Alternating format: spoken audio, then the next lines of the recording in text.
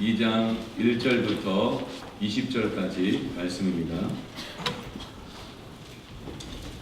한 절씩 교독해서 읽고 20절은 끝절을 함께 읽겠습니다. 그때 가이사 아구스토가 영을 내려 천하로 다 호족하라 하였으니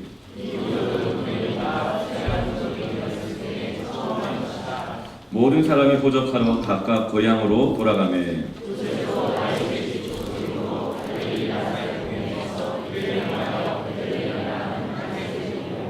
그 약혼한 마리아와 함께 호적하러 올라가니 마리아가 이미 잉태하였더라. 첫 아들을 낳아 강모로 싸서 구유에 누였으니 이는 여고 안에 있을 곳이 없음이로라. 주의 사자가 곁에 서고 주의 영광이 그들을 두루 비침에 크게 무서워하는지라.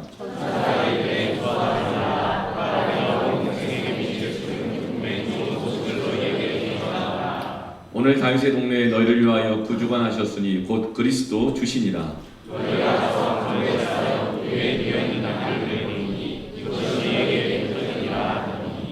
호련히 수많은 천군이 그 천사와 함께 하나님을 찬송하여 이르되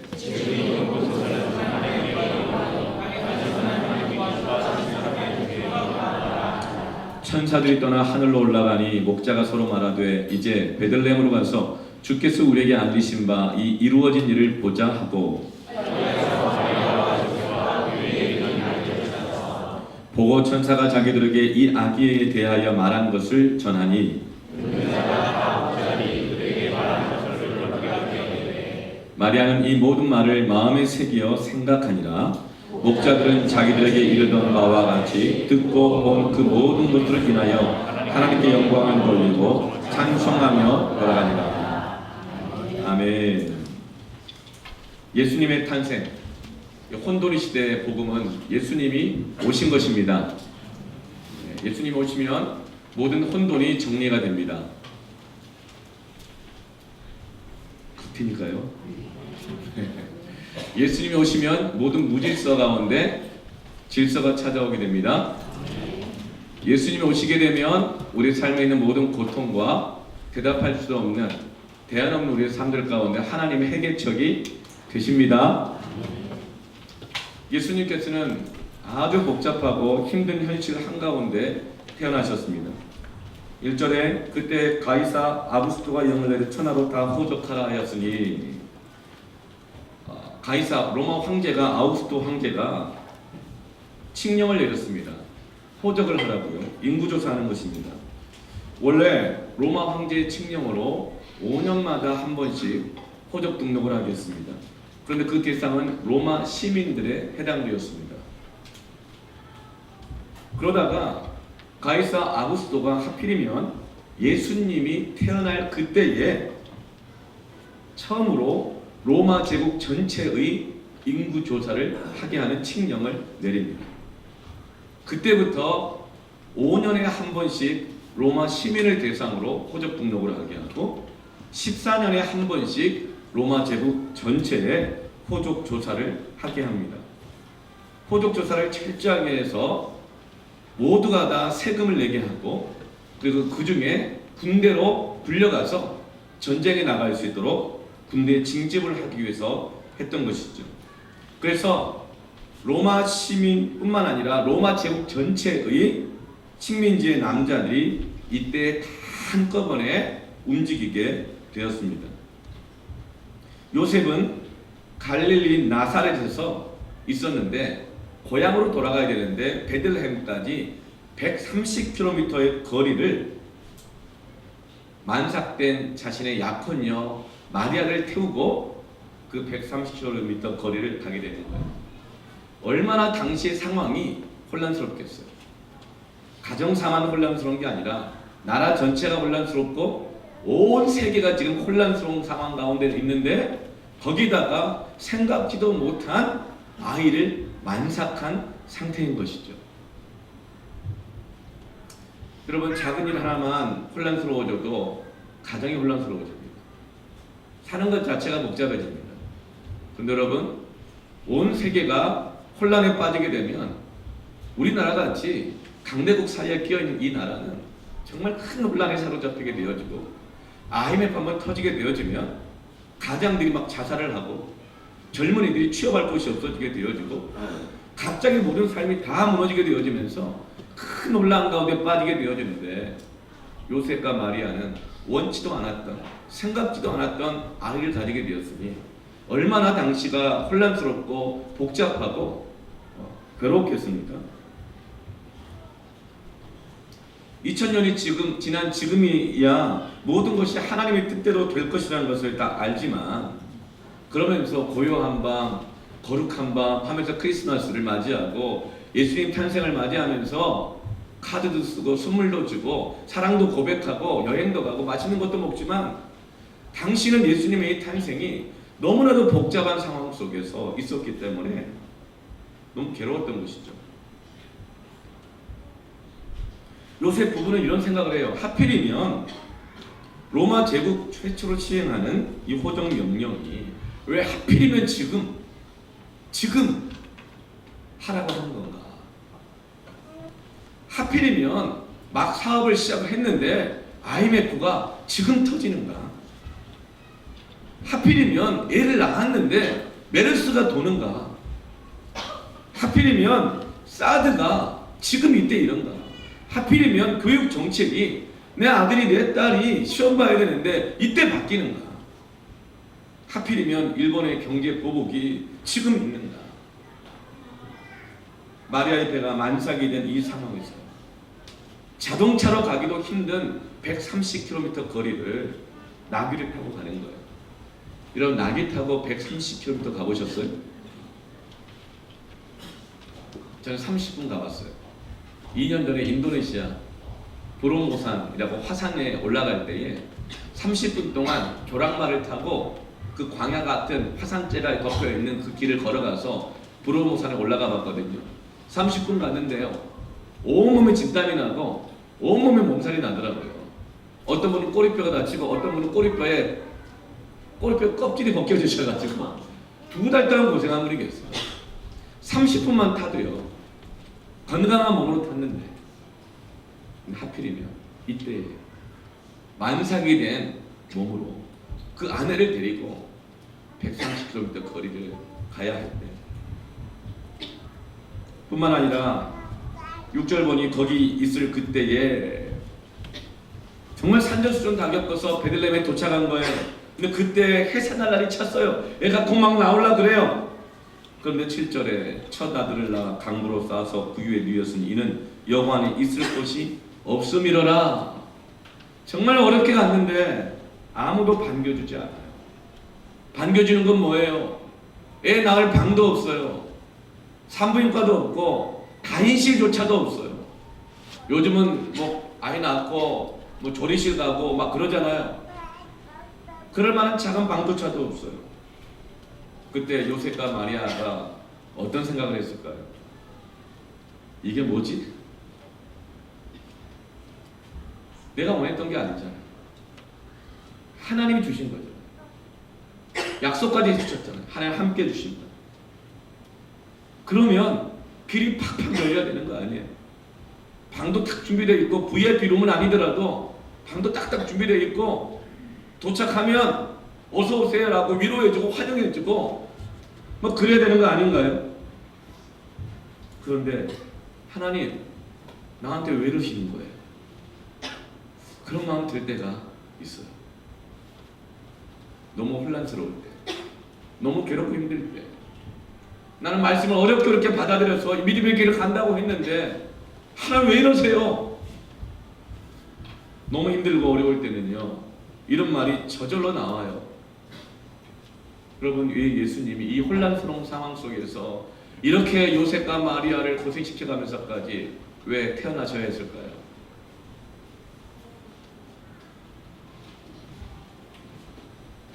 왜 그렇게 예수님은 고난을 겪으며 태어나셔야 됐을까요? 내가 예수님이라면 이때 안 태어나고 싶을 것 같아요. 히브리서 2장 18절 말씀에 그가 시험을 받아 고난을 당하셨은즉 시험 받는 자들을 능히 도우실 수 있느니라.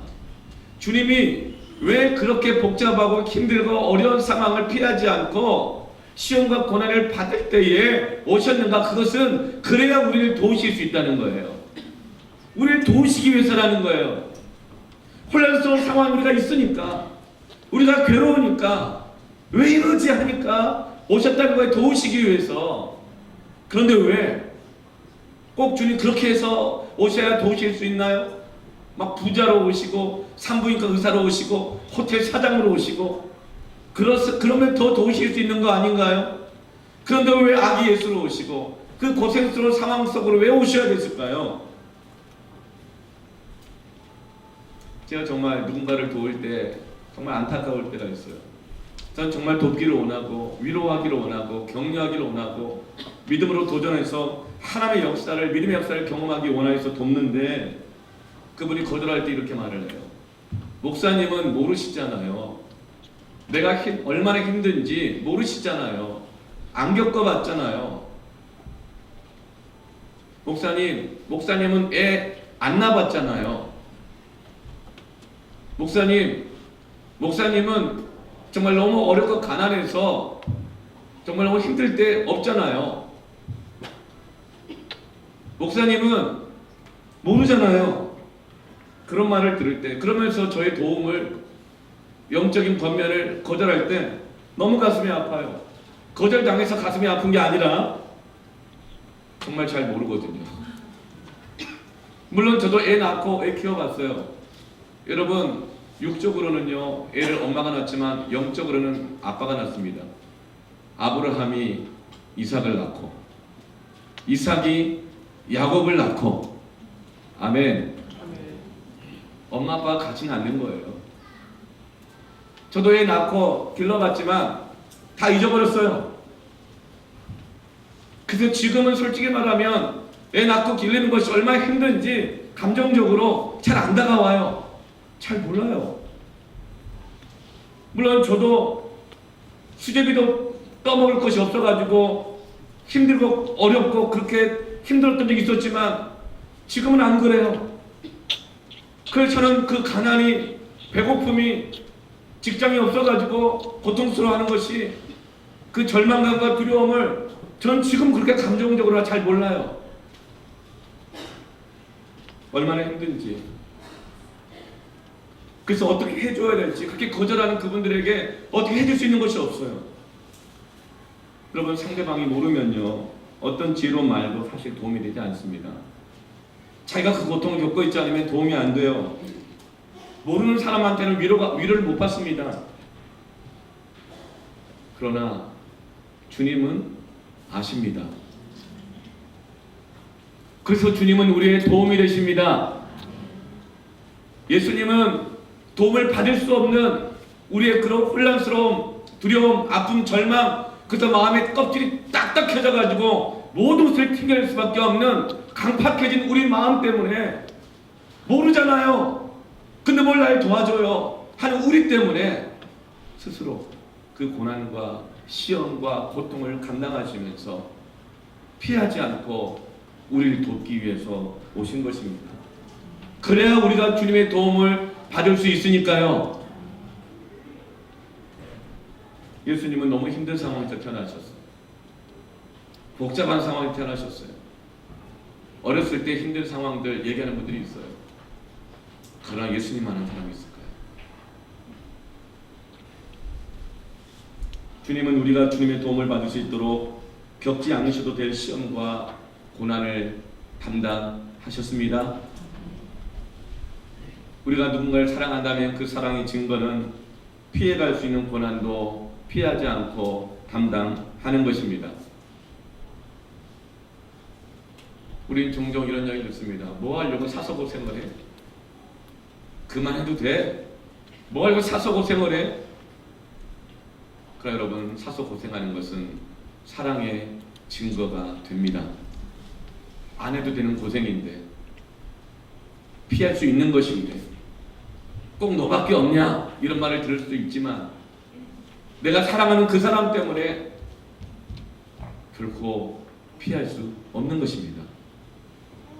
여러분, 그래서 우리는 자녀를 위해서 사서 고생합니다. 여러분, 자녀를 사랑하십니까? 가족을 사랑하십니까? 사서 고생합니다. 사랑입니다. 여러분, 나라를 사랑하십니까? 조금 불편해도 아사히 안 먹습니다. 아사히가 뭐 제일 맛있다면서요? 한 10년 전에 알았어요. 어떤 성도님이 얘기해 주시더라고요. 맥주는 아사히라고. 조금 불편해도 사랑하면 불편을 감당합니다. 피하지 않습니다. 여러분, 교회를 사랑하십니까? 주님을 사랑하십니까? 아멘. 그래서 예수님이 그 고난을 우리 도우시려고, 우리 아시니까 감당하십니다. 요한복음 3장 16절, 하나님의 세상을 이처럼 사랑하사 독생자를 주셨으니 이는 그를 믿는 자마다 멸망치 않고 영생을 얻게 하려 하심이라. 저는 요즘 같은 세상에서요, 이 말씀을 암송하는데 눈물이 나더라고요. 왜 그런지 아세요? 하나님이 세상을 이처럼 사랑하셔서 피하지 않고 독생자 하나밖에 없는 아들을 우리에게 주셨다는 거예요. 왜 눈물이 나요? 하나님, 내가 지금 경험하고 있는 세상이 당신의 아들과 바꿀 만큼 그렇게 사랑할 만한 세상입니까?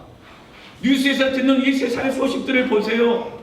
가뭄, 불륜, 음란, 아내가 남편을 죽이고 부모가 자식을 죽이고 온갖 갑질, 전쟁, 폭력들, 살인들, 혼란으로 가득한 이 세상, 주님의 목숨과 바꿀 만한 무슨 값어치가 있다고 왜 죽으십니까? 주님, 나는 주님의 목숨과 바꿀 만한 가치가 있는 사람입니다. 왜 날 사랑하나? 이런 찬양이 있어요. 왜 날 사랑하나? 겸손히 십자가 지시었네. 왜 날 사랑하나? 왜 주님 갈보리 가야 했나? 왜 날 사랑하나? 왜 주님 사소고생하시나? 왜 주님 그 길 가시나? 왜 피하지 않으시나? 왜 죽기까지 복종하시나? 왜 날 사랑하냐고? 그 질문에는 답이 이 찬양의 첫 가사에 나와요. 사랑이 구주를 죽게 했네. 사랑하기 때문입니다. 사랑하면 피하지 않습니다. 그 사랑이 우리를 도우십니다. 로마서 5장 8절에 우리가 아직 죄인 되었을 때에 그리스도께서 우리를 위하여 죽으심으로 하나님께서 우리에 대한 자기의 사랑을 확증하셨느니라. 아멘. 주님이 우리에게 찾아오셔서 우리를 위해서 죽으신 것은 이것이야말로 우리에게 복음입니다. 주님이 피하지 않고 혼란스럽고 고난 속의 현장인 우리와 함께 하신다는 것, 임마누엘, 이것이야말로 우리에게 복음입니다. 사람들은 피합니다. 고난의 현장은 피합니다. 손해볼 것, 왜 내가 사소고생에 피합니다. 다 피합니다. 그러나 주님은 우리와 함께 하십니다. 우리에게 오셨습니다. 이게 복음입니다. 이 복음의 소식을 누구에게 맡길까요? 가장 먼저 이 복음의 소식을 전달하는 사람은 누군가요? 오늘 말씀에는 목자들입니다. 하나님은 이 목자들을, 하나님이 우리를 얼마나 사랑하시는지 이 사랑의 고백의 전달자로 삼으신다는 것이 너무나도 흥미로워요. 여러분, 우리는 정말 중요한 소식을 전달할 때는 아무한테나 안 맡깁니다. 딴 데로 셀 사람들, 가다 좀 피곤하도 피할 사람들에게 안 맡깁니다. 정말 믿고 신뢰할 만한 사람들, 그들에게 맡기죠. 8절 말씀에 그 지역의 목자들이 밤에 밖에서 자기 양떼를 지키더니 밤에 잠 안 자고 자기 양떼를 지키는 목자들에게 이 사랑의 복음을, 이 소식을 전하게 합니다. 여기가 자기 양떼란 말은 자기 소유의 양떼가 아니라 자기에게 맡겨진 양떼라는 뜻입니다. 당시에 밤에 잠 안 자고 양떼를 지키는 사람들은 양떼의 소유권자들, 양 목장 주인들이 아니었고 거기에 고용된 소장농과 같은 사람들이었습니다. 지금 편의점에서 밤새워서 알바하는, 밤새는 알바생과 같은 역할인 거예요. 그들에게 이 복음의 전달자로 삼으십니다. 하나님은 당시의 유대 사회의 지도자들이 아니라 가장 소외층 중 하나였던 목자들에게 맡깁니다. 어느 날 대통령이 어느 나라에 찾아간다. 대통령의 그 특사가 어디 찾아간다. 그러면 그 소식을 누구에게 전달해 줍니까? 청와대라든가 백악관이나 외교부, 그리고 외교부 이 장관에게 부탁하죠. 그러나 우리 하나님은 목자들에게 이 소식을 맡기십니다. 왜 그럴까요? 왜 그럴까요? 그것은 그 밤에 그 목자들이 깨어 있었기 때문인 것 같습니다. 물론 그 밤에 깨어 있는 사람이 여러 명이죠. 다 고향에 와가지고 여관에 사람 있을 곳조차 없을 만큼 북적북적하면서 밤새 부어라 마셔라 하면서 세상이 왜 요지경이냐, 세상 확 뒤집었으면 좋겠다. 로마 황제는 하필이면 이때 하필이면 호정령을 내리냐, 먹고 살기도 힘든데 뭐 세금 내라 그러느냐, 뼈골 빼간다, 이 더러운 세상 하면서 부어라 마셔라 하고, 아니면 오랜만에 만난 사람들끼리 밤새 얘기할 수도 있겠죠. 그러나 그들에게는 그 복음을 전달할 수가 없습니다. 그러나 자기 양떼를 맡고 밤을 새워 양들을 지키는 그 목자들에게 하나님은 이 복음의 소식을 맡깁니다. 그들을 신뢰하는 것이죠. 목자들이 어떻게 반응합니까? 16절 말씀을 보면 빨리 가서, 듣자마자 빨리 가서, 왜 16절이 안 뜨나요? 마리아와 요셉과 구유에 누린 아기를 찾아갑니다. 듣자마자 빨리 달려갑니다. 여러분, 자기가 치는 양떼들을 다 두고 가지 않는 이상 듣자마자 빨리 갈 수가 없어요. 만약에 도둑이 들어서 그 양떼를 빼앗아 가면 자기가 맡은 것을 잃어버렸기 때문에 대신 변상해야 됩니다. 짐승들이 물어가도 대신 변상해야 합니다. 그럼에도 불구하고 이 목자들은 갈등하지 않고 이 소식을 듣자마자 빨리 달려갑니다.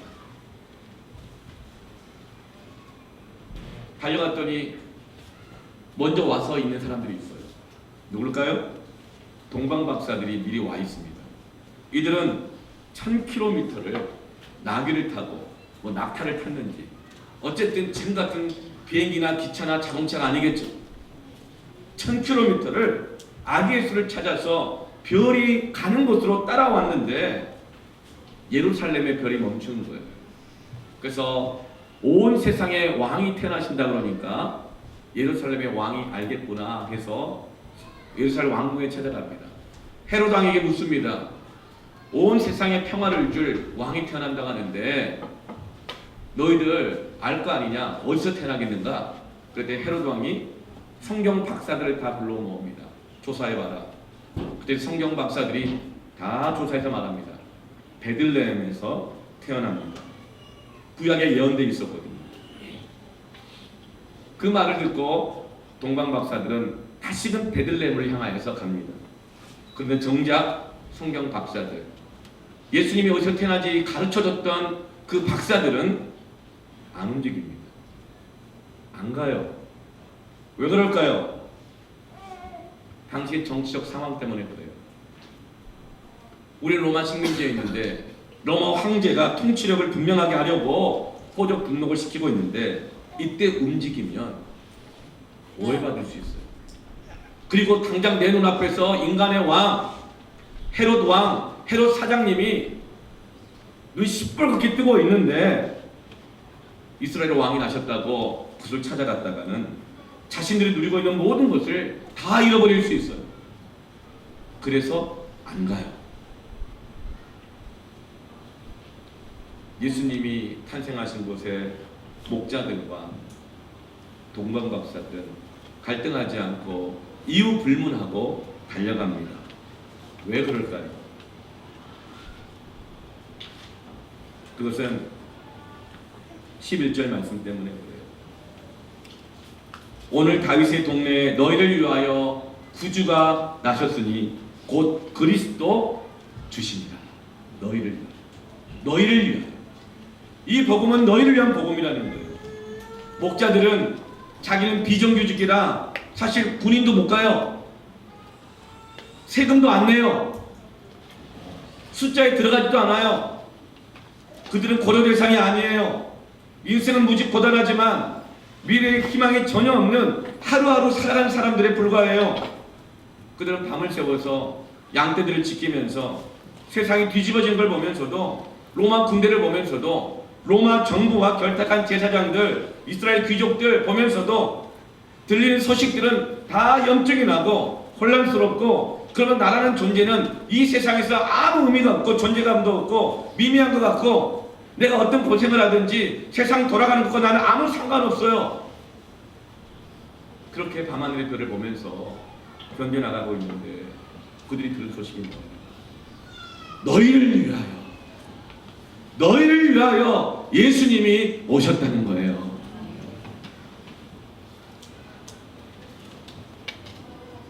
성령님은 말씀하십니다. 예수님이 오신 것은 남 얘기가 아니라 너희를 위한 이야기다. 혼란 가운데 빠져있고 인생에 의미 없는 존재로 살아가는 바로 너희를 위해서 주님이 오신 것이다. 지금 세상 황제가 다스리고 있는 것 같지?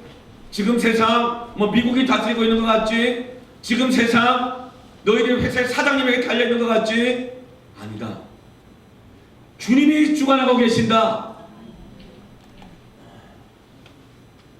그래, 주님이 바로 너희를 위해서 오셨다는 이 기쁜 소식을 듣자마자 그들은 어떤 희생, 어떤 손해 고민하지 않고 아기 예수께 달려갑니다. 그리고 그곳 가운데 가서 그 아기 예수를 예배하는 것입니다. 여러분, 지금은 혼란의 시대입니다. 한때는 사드로 중국에게 경제 보복을 얼마나 호되게 당했습니까? 아주 곤욕을 치렀죠. 또 한때는 시도 때도 없이 쏴대는 북한의 미사일 때문에 얼마나 불안하고, 평화가 경제다, 미사일만 안 쏘면 되겠다, 그런 줄 알았는데, 아니 우리 믿음의 대통령 트럼프 대통령은 입만 열면 무슨 말을 할지 몰라서 그냥 혼란스럽고, 저 사람 속에 뭐가 있을까, 진위가 뭘까, 그냥 럭비공 같이 튀는 그분을 보면서 불안할 짝이 없고, 그런데 그 와중에도 우리나라의 경제제도, 교육제도, 경제정책, 세금정책 막 바뀌고, 마약, 폭력, 살인, 상상할 수도 없는 도덕적인 반인륜적 사건이 계속 터집니다.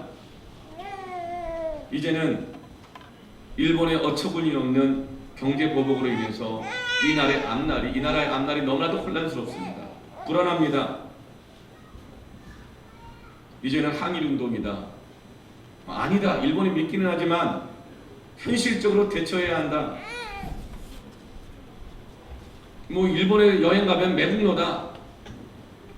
그렇게 감정적으로 자극하면 도움이 될 것이 없다. 좋아서 가는 줄 아느냐? 일본 맥주를 마시면 안 된다. 우리는 맥주를 안 마시는 겁니다. 마시면 안 된다. 일본 차를 타면 매국노다. 일본 차를 주차하기도 힘들다. 민족의 반역자다. 막 혼란스럽습니다. 진보와 보수의 진영 논리, 좌파 우파 색깔론, 너무 혼란스러워요. 그런데 왜 하필 지금 내게 이런 일이 일어나? 그때만 사람을 생각하면 누구 잘못이지? 나라 때문인가? 국회의원들? 대통령? 좌파 우파? 교회가 타락해서? 정치인들 때문? 도대체 누구 때문인가? 우리는 희생양을 찾습니다. 여러분, 이런 혼란스러운 상황에서 주님이 오신 것이 무슨 우리에게 의미가 있고 우리는 이때 어떻게 해야 될 것인가? 우리가 묵상하고 있는 큐티 본문에 이사야서 8장 12절 13절에 보면 너무나 똑같은 상황입니다.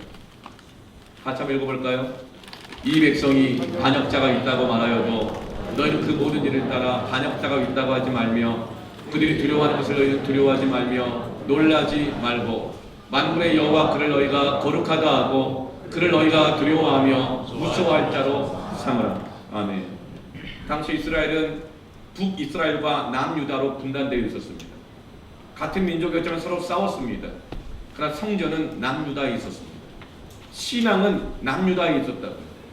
그래서 북이스라엘이 아람과 함께 연합해서 남유다를 계속 공격했어요. 마치 북한이 중국의 힘을 힘입어 그리고 뭐 러시아의 힘을 힘입어 가지고 한국을 막 괴롭히고 미사일 쏘고 이렇게 했던 것처럼 당시에 아람과 전통적인 그 가나안 땅의 강력한 족속이었던 아람과 북이스라엘이 합쳐가지고 남유다의 예루살렘 성을 포위하고 있으면서 공격하고 있었을 때였어요. 그때 남유다는 고민합니다. 성전이 있고 예배를 드리면서도 고민합니다. 전통적인 강국이었던 애굽을 의지할 것인가? 아니면 지금 신흥 강대국인 아수르를 의지할 것인가? 애굽은 옛날에 우리를 식민지 삼았던 나라인데 그러면서 민족주의자들은 애굽을 의지하는 것은 민족의 반역이다. 그러므로 신흥 강대국 아수르를 의지한 것이 낫다. 양심을 팔아먹으려고 그러느냐? 그러면서 아수르를 의지하기로 했습니다. 그래서 그들 안에 온갖 혼란이 일어났어요. 반역자다. 반역자다. 너는 민족의 반역자야. 우리는 항의를 해야 되지. 반미해야 되지. 뭐 친미가 반역자다. 어떤 사람은 친일이 민족의 반역자다. 막 서로 반역자라고 비난하고 공격하고 있었던 거예요. 근데 하나님 이사야에게 뭐라고 말하는 거예요? 너희가 서로 반역자라고 말하지 말라. 반역자라고 말하지 말라. 왜 우리가 반역자 서로 말합니까? 자기가 두려워하는 것들이 있기 때문에 반역자라고 말하는 거예요. 아수르를 두려워하는 사람들은 애굽을 의지하는 것을 민족의 반역자라고 말하고 애굽을 의지하는 사람들은 지금까지 하나님 애굽을 통해서 우리를 이렇게까지 살게 해주셨는데 아수르를 의지하는 것을 민족의 반역자라고 말하고 근데 하나님 말합니다. 반역자라고 서로 말하지 말라. 아멘.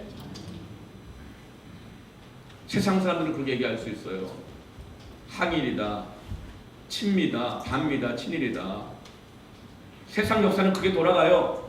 아놀드 토미가 얘기한 것처럼 정과 반과 합으로 서로 다른 것들이 갈등하고 투쟁하면서 합을 이루어가면서 역사는 발전한다.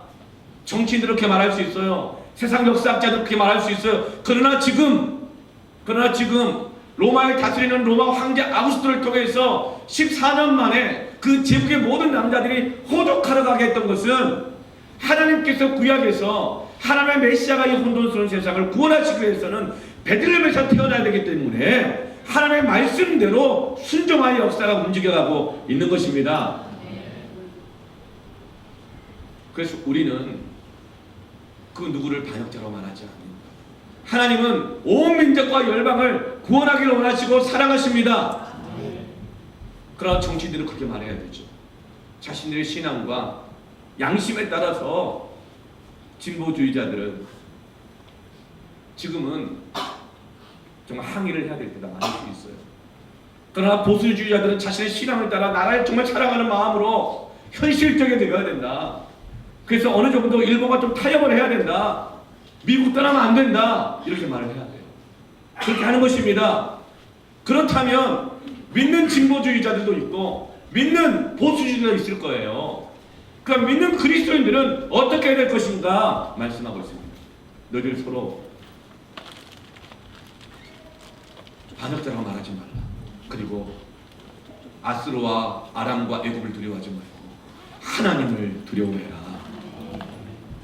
여러분, 많은 사람들이 일본 물건 사는 거, 뭐 친미하는 거, 민족의 반역자라고 말합니다. 그런데 여러분, 우리는 하나님을 반역하는 것을 더 두려워해야 할 것입니다. 하나님을 두려워해라. 그 상황에서 열왕기하 16장 7절 8절 보면 아하스 왕이 어떻게 하는가 보세요. 아하스가 아수르 왕 디글랏빌레셀에게 사자를 보내 이르되 나는 왕의 신부기요 왕의 아들이라. 아니 하나님이 신하고 하나님의 아들인데 이방 나라 아수르한테 도움을 받으려고 나 당신의 신하여 당신의 아들이니 이제 아람 왕과 이스라엘 왕이 나를 치니 청하건대 올라와 그 손에서 나를 구원하소서 하고 나를 좀 도와주십시오. 아람과 북이스라엘이 우리를 괴롭히니 좀 도와주십시오. 8절에 아하스가 여호와의 성전과 왕궁 곳간에 있는 은금을 내어다가 아수르 왕에게 예물로 보냅니다. 도움을 받으려고요. 자기 왕궁에 있는 것만이 아니라 성전 안에 있는 것까지도 하나님께 드려진 것까지도 아수르에게 도움받으려고 다 내어줘 버리고 맙니다. 그리고 결국은 남유다는 그렇게 도움을 요청했던 아수르에게 도움을 받는 것 같지만 후에 바벨론이 아수르를 점령하면서 바벨론에게 결국 멸망당하고 70년간 포로로 잡혀가게 됩니다. 여러분 우리가 두려워할 것은 민족을 반역하는 것이 아닙니다. 하나님은 모든 민족을 다 사랑하십니다. 민족 정기를 바로 세우는 것이 이 나라를 지키는 것이 아닙니다. 하나님을 반역하는 것을 회개해야 합니다. 성전의 곳간까지 열어서 하나님께 드릴 시간, 하나님께 드릴 물질, 하나님께 드릴 예배까지도 세상에게 다 내어주면서 그러면서 항일, 친미, 반미, 일본 물건 사지 말자, 이것이 마치 혼란을 잠재우고 이것이 나라를 구원할 것처럼 생각하는 이 불신앙을 회개해야 이 민족이 다시금 구원을 받는 것입니다. 하나님이 우리의 도움이십니다. 우리는 아하스처럼 하나님께 드려야 할 것을 세상에 내어진 것을 두려워합니까? 세상의 정치인들은 민족 정기를 얘기하고 적폐성 청산 얘기하고 항일이다 얘기하고 진보가 살아야 된다, 보수가 살아야 된다 그렇게 얘기할 수 있습니다. 또 그렇게 얘기해야겠죠. 그렇다면 우리 그리스도인들은 뭘 해야 합니까? 교회는 뭘 해야 합니까? 성전문을 열어서 세상에 다 빼앗겨버렸던 그 예배를, 그 기도를, 우리와 함께 하시는 임마누엘의 주님을 다시금 채워야 할 것입니다. 회복해야 할 것입니다. 그것이 IMF를 이기게 하신 하나님의 은총입니다. 사람들은 금모으기를 이겼다고 생각해요. 실제로 여러분 금모으기 별거 아니었어요. 금액으로는.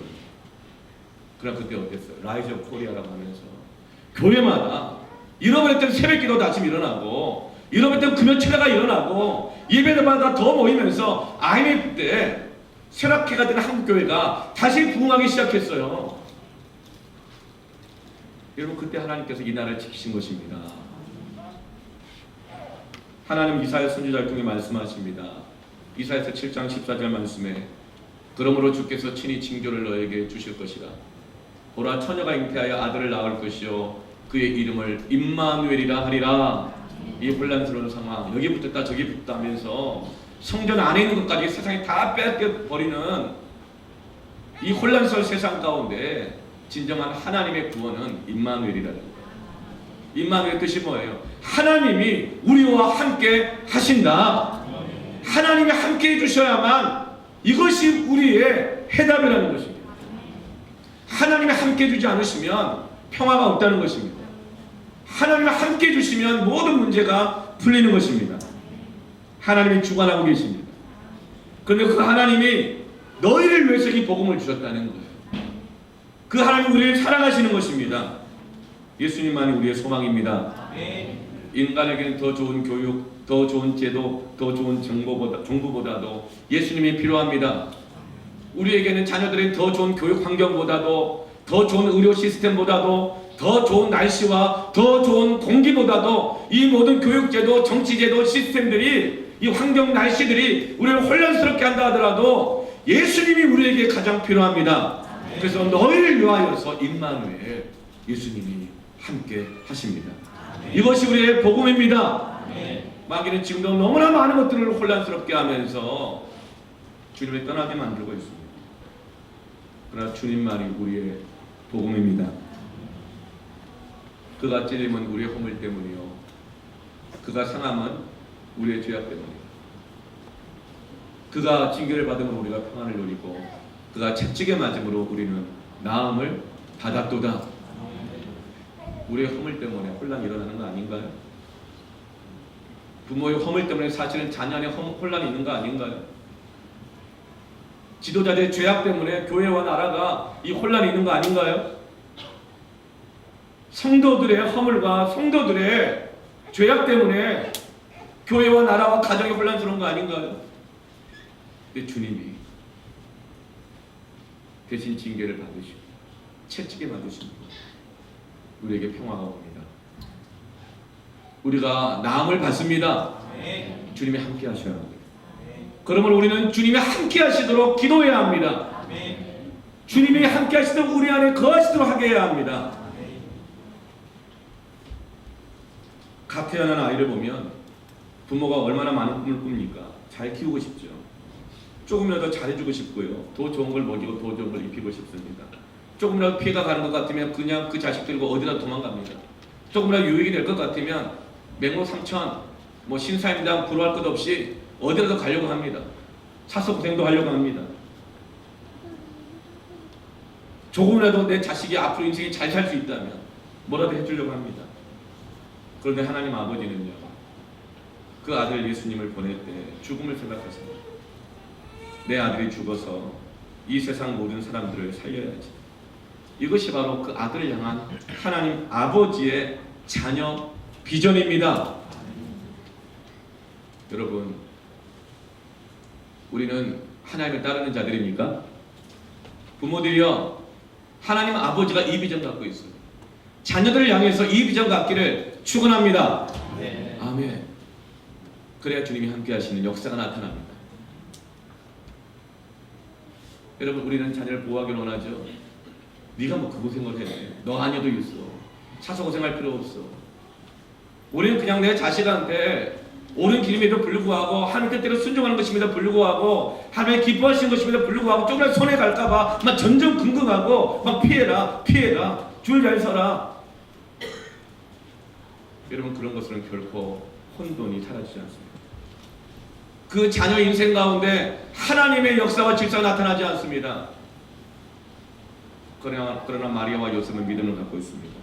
이 모든 상황 이해가 안 됐지만, 혼돈스럽지만 하나님이 주관하고 계신다. 여러분, 하나님이 주관하십니다. 그 믿음으로 자녀들을 기르십시오. 그럼 놀랍게 주님이 그 자녀들 인생에 함께 하시고 자녀들 인생 가운데 하나님의 평강이 임할 것입니다. 아무든지 나를 따라오려거든 자기를 부인하고 날마다 제 십자가를 지고 나를 따를 것이니라. 우리가 아직 죄인 되어 있을 때에 그리스도께서 우리에 대한 죽으심으로 하나님께서 우리에 대한 자기의 사랑을 확증하셨느니라. 아멘. 이것이 혼돈의 시대에 우리가 살아가야 될 믿음입니다.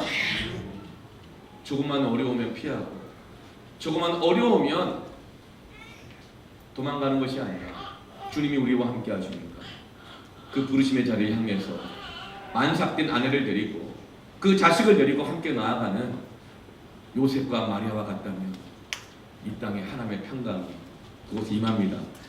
그 가정에 여러분들이 일주일에 한 번은 회식은 해줘야 가정이 평안해. 1년에 몇 번은 어디 좋은 데 데리고 가줘야 돼. 가정이 평안해. 애들이 상처받지 않고 기죽지 않고 살 수 있어. 그런 세상적인 평안이 아니라 하나님이 함께 하신다.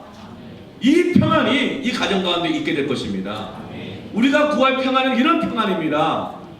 세상을 이깁니다. 그래서 주님이 오신 것입니다. 세상을 로마 황제가 다스린 것 같지만 평화의 왕이신 예수님이 오셨습니다. 주님이 주인이십니다. 성전 곳간을 열어서 세상에 다 내주는 일들은 멈추어야 합니다. 우리는 나라를 사랑하기 때문에 일본으로 당분간 여행 가지 않습니다. 네. 우리는 나라를 사랑하기 때문에 당분간, 말이 좀 안 되네요, 일본 술을 마시지 않습니다. 물론 술 먹는 게 꼭 죄냐 아니냐 따지고는 골치 아프고 서로 시험되니까 예, 일본 술 마시지 않습니다. 일본 농수산물 후쿠시마가 무서워서가 아니라 나라를 사랑하기 때문에 당분간 먹지 않습니다. 그런데 이것은 세상 사람들도 다 하는 것들입니다. 우린 뭘 해야 할까요? 우린 뭘 해야 할까요? 영적 불매운동 해야 합니다. 하나님께 드려야 될 것을 다 열어 제껴서 세상에 주면서 유익을 취하고 그걸 누렸다는 것들, 그 영적 불매운동 시작해야 합니다. 다시금 성전의 문을 열고 기도의 문을 열고 다시금 이 나라 민족을 위해서 혼돈에 빠진 내 자녀들을 위해서 주께서 살려주시기를, 주께서 구원해 주시기를 다시금 성전에서 기도하고 하나님을 붙들고 의지하는 이 영적 불매운동을 하시기를 축원합니다. 다니엘이 왕이 준 포도주와 진미를 먹지 않은 것이 바로 이런 영적 불매운동입니다. 내 마음을 팔지 않겠다는 거예요. 내 몸을 거기에 팔지 않겠다는 거예요. 그래서 그는 뜻을 정하여 기도하기 시작합니다. 이것이 바로 다니엘이 왕조가 4번 바뀌면서도 4번 바뀌는 이방 나라의 그 제국 안에서도 충성하면서도 하나님의 영광이 그 제국 가운데 나타나게 해서 이방 나라의 왕들까지도 하나님을 경외하게 만든 것입니다. 우리는 어느 정치적 견해에 서 있는가, 이게 중요한 것이 아닙니다. 우리가 그러면서 민족주의에 사로잡혀가지고, 민주주의에 사로잡혀가지고, 사회주의에 사로잡혀서 서로를 적대시하고 반역자라고 말하면서 하나님 반역하고 살아가는 것이 이 혼란의 원인인 것도 알지 못한 채로 살아가는 우리 그런 어리석은 그리스도인이 되지 맙시다. 하나님만이 우리의 주인이십니다. 이제부터 우리는 여러분 영적 불매운동 해야 합니다. 일본 거 사는 사람들 보고 뭐라고 말하지 마세요. 교회는 그런 것 말하는 것이 아닙니다. 우리는 목자들처럼 복음을 이미 들었습니다. 동방박사들처럼 날마다 그 빛을 보고 여기까지 우리는 왔습니다. 19절 말씀을 보니 같이 한번 읽어볼까요? 시작. 마리아는 이 모든 말을 마음에 새기어 생각하니라. 마리아는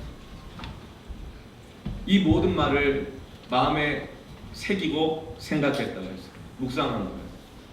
마리아가 마음에 새겼다는 것은 그 말들을 굳게 붙잡아서 간직했다는 것입니다. 되새기고 또 새기겠다는 것입니다.